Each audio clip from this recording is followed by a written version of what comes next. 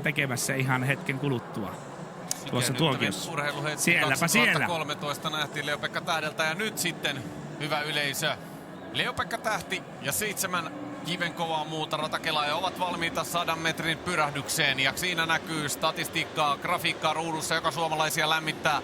Mutta tänään lämmittää myös se, että Leo-Pekka Tähti tieto siitä, että hän on huikeassa kunnossa. Se todistettiin eilen alkuerissä ja nyt lähdetään katsomaan, jännittämään, kuinka Leo-Pekka Tähden tässä finaalissa käy. Kun kelataan taaksepäin tätä huikeaa suoraa, Ateena 2004, ykkönen 100 ja 200 metrillä. Pekingissä kultaa satasella, samoin Lontoossa. Ja nyt sitten Samuel Carter radalta 1. Dohassa MM-kisoissa 6. 14.35. Hänen kauden parhaansa. Saiko Konien, 33-vuotias taimaalainen siinä niin. 14.44. Kauden paras aika hänelle ja sitten Leo-Pekka Tähti. Siinä hän on valmiina jälleen yhteen suureen starttiin urallaan. 13.85, kauden parissa 13.63 oma ennätys. Tai siis tuo maailmanennätys ja sitten ennätys siitä vielä parempi. Ja katsotaan kuinka Lepe tänään käy. Erik Hightower, urakehityskaari on ollut oikeassa suunnassa. 14.20, Dohan 8. viime vuodelta.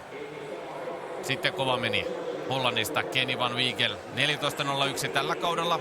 Sitä kolmospaikkaa ehkä tässä kisassa hänelle sovitellaan. 13.78 ura komea ennätys. Ja Liu Yang on tänään huuhtonut jo kultaa pitkässä viestissä. Hallitseva maailmanmestari. 14.11 tällä kaudella. 13.77 viime vuonna Dohassa. Kuinka käy Akselilla Tähti vastaan Liu? Yoshifumi Nagao, 53-vuotias japanilaisratakelaaja. Ne oli jo vuonna 1996 Atlantassa mukana. Ja kiinalaisväriä täydentää Su Yangfeng. 14.39 tällä kaudella. 7 startti hänelläkin jo kisoissa. Ja kyllähän tässä nyt asetellaan Tähti-Liu-kamppailua, nimittäin Tähti 14 tasan kevyesti alkuerissä, Liu 14, rapiat oliko 11, myöskin kevyesti. Viime vuonna Liu piti alkuerissä piilossa oman vauhtinsa ja nyt lähtö on todella tärkeä. Kuinka Tähti pääsee tästä matkaan? Leo-Pekalla oli eilen huikea lähtö. On se nytkin todella terävä. Leo-Pekka Tähti lähtee siitä kovaa. Milloin lähtee sitten Liun kova vaihde päälle? Tähti tulee tässä vaiheessa vielä kärjessä. Tulee, mutta Liu Kyllä tulee kultaa! Leo-Pekka Tähti ottaa 4. peräkkäisen paralympiakullan, tuulettaa maalissa. Hän tekee sen aika 13.91. Suomalaista urheiluhistoriaa takoo tämä ihmemies pöytään. Ottaa hyvän startin, ei anna kiinalaisille tällä kertaa mitään mahdollisuutta loppujen lopuksi ja palauttaa valtikan itselleen. Viime vuonna se kävi lainassa Dohan ajan Kiinassa Liu Yangilla, mutta hän tekee sen, oli eilen tyytyväinen. Hän Tuomas tiesi olevansa iskussa ja ottaa sen omansa pois. Suomeen paralympiakultaa. Kyllä. Veto ei ollut ihan niin rento kuin eilen alkuerissä. Se aikakin kertoi, se on 10 kovempi vain kuin eilen, mutta se riittää, koska Liukaan ei paranna sen enempää, eikä Van Wegel, vaan 13.90 ajalla. Leo-Pekka Tähti on megatähti. Hän voittaa nyt jo 4. kerran peräkkäin 100 metrin ratakelauksen. Tämä luokan, missä mennään kaikista koviten. Hän on maailman nopein ratakelaaja jälleen ja 4. kerran peräkkäin. Viimeksi joku muu on voittanut vuonna 2000 ja ei tässä Liulle jää muuta kuin liuta hopeaa näistä kisoista. Ei kultaa ratakelauksessa. Hän jäi myös 4. kakkoseksi. Van Wiegel vei sen voiton.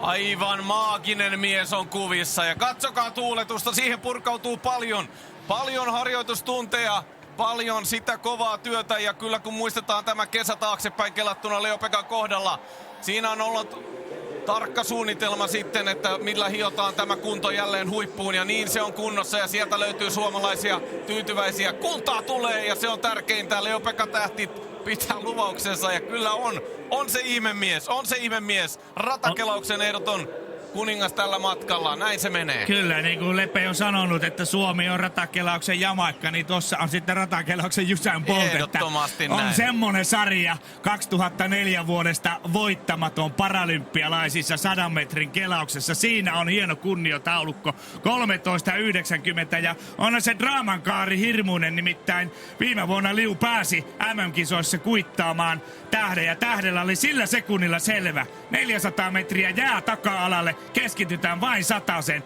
Täällä hän on treenannut vain satasta varten tähän kisaan. Lähtöä on parannettu, maksiminopeutta on parannettu ja se oli täysin selvää tähdelle, että täällä tullaan voittamaan ja pistämään Liu ainakin tiukille ja olihan tässä mutkia matkassa. Kesäkuussa EM-kisan jälkeen kyynärpääoperaatio ja 6 viikkoa kelaamatta ja sen kautta vaikeuksienkin kautta vielä paralympiavoittoon, niin on hirmuinen urheilija. On tässä kyllä meillä suomalaisille ilon hetkiä kertaalleen taasen. Ja sitten jälleen palkintojen jako.